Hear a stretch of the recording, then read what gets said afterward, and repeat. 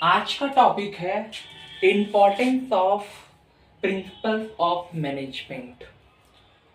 हम लोग पहले एक बात करते हैं कि आखिर हम लोग प्रिंसिपल्स बनाते क्यों हैं, आखिर हम लोग प्रिंसिपल को फॉलो करते क्यों हैं।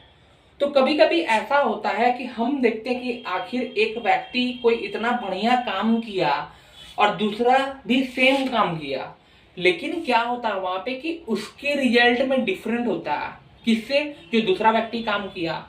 तो ऐसी स्थिति में हम पता लगाते कि आखिर क्या रीजन था कि उसका रिजल्ट बेटर हुआ और इसका रिजल्ट कम हुआ।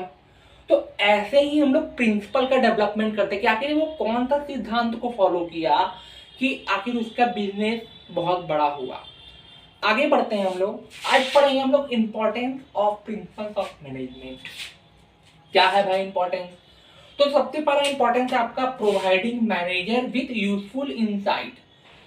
अब जो मैनेजर है उसको तो भाई मैनेजमेंट करना है, तो प्रिंसिपल ऑफ मैनेजमेंट क्या है कि उसको यह सिखाता है कि वो कैसे अपना ज्ञान का प्रयोग करे, यानी कि जो भी उसकी गलतियां हैं उससे वो कैसे सीखे, और साथ में उसकी जो क्षमता है यानी कि जो मैनेजमेंट का जो क्षमता है उसको कहीं ना कहीं आपको प्रिंसिपल ऑफ मैनेजमेंट या फिर आपको जो गाइडेंस है वो दर्शाता है आपको। क्लियर है इतना?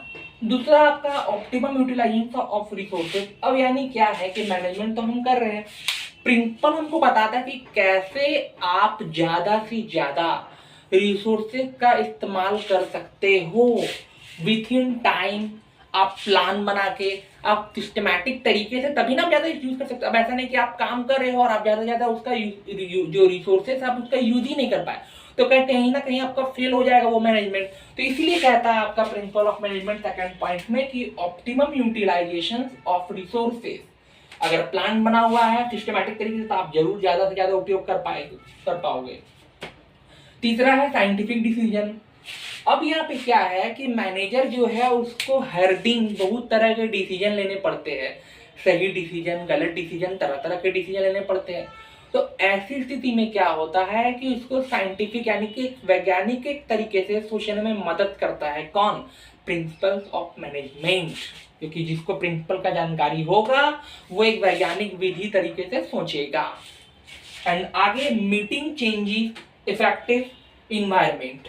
अब यहाँ पे बोल रहा है कि कभी कभी क्या होता है ना कि आपको एक पद से दूसरा पद में भेज दिया गया, तो एनवायरनमेंट चेंज हो रहा है ना, तो आप प्रिंसिपल ऑफ मैनेजमेंट के द्वारा आप क्या कर सकते हो, अगर आप चेंजेस भी करें तो आप वहां पे सही डिसीजन को आप ले सकते हो।